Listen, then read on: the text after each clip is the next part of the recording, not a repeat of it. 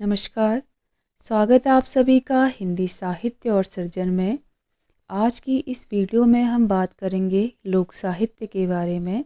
साहित्य किसे कहते हैं, साहित्य के कितने भेद हैं और लोक साहित्य किसे कहते हैं, इस विषय में हम विस्तार पूर्वक इस वीडियो में चर्चा करेंगे।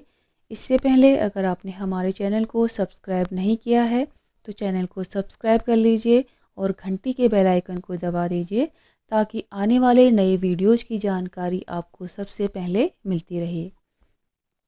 तो आइए शुरू करते हैं। लोक साहित्य। हम जो अनुभव करते हैं उसे नाना रूपों में व्यक्त करते हैं। जब बोली का विकास नहीं हुआ होगा तो इस अनुभूति को मनुष्य पशुओं की तरह अस्पष्ट ध्वनियों, हाव भावों या इशारों में व्यक्त करता होगा। बोली या भाषा के विकास के साथ ही मनुष्य की अभिव्यक्ति को एक नया रूप मिला।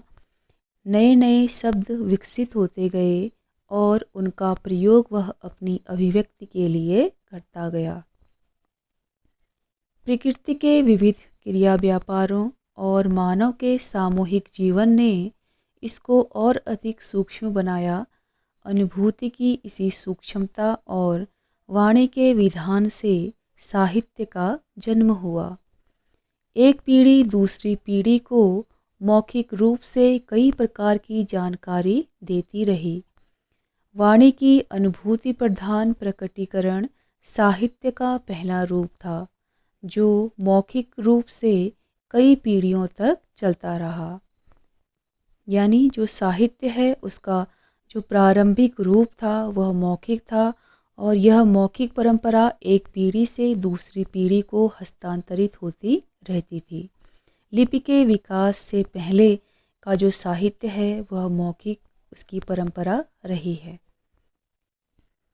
लिपि के आविष्कार के साथ ही साहित्य को लिपिबद्ध किया जाने लगा। यहीं से साहित्य के लिखित रूप का प्रारंभ हुआ। यहीं से साहित्य की दो धाराएं चल पड़ी, एक मौखिक और दूसरी लिखित।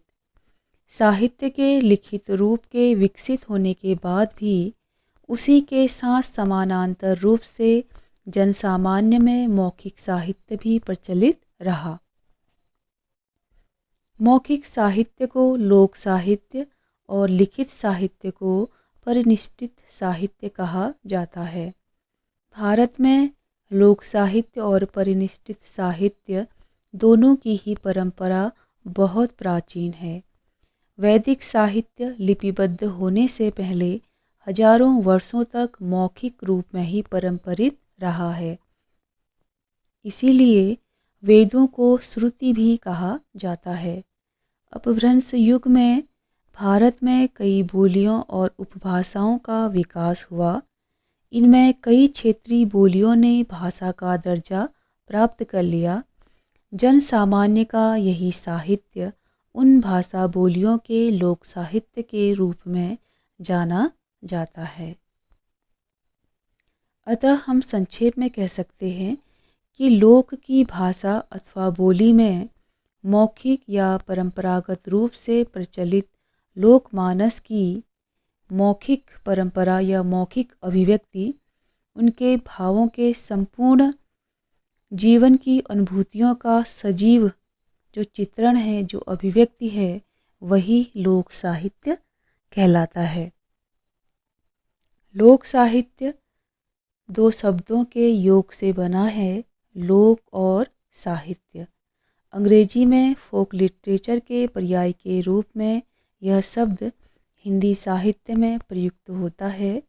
लिटरेचर शब्द लेटर्स से निकला है जिसका अर्थ साहित्य के केवल लिखित और पठित रूप को अभिव्यक्ति देता है।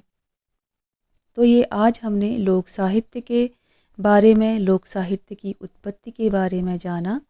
वीडियो अच्छी लगी हो तो इसे लाइक कीजिए और ज़्यादा से ज़्यादा लोगों को शेयर कीजिए। वीडियो पूरा देखने के लिए आप सभी का बहुत बहुत धन्यवाद।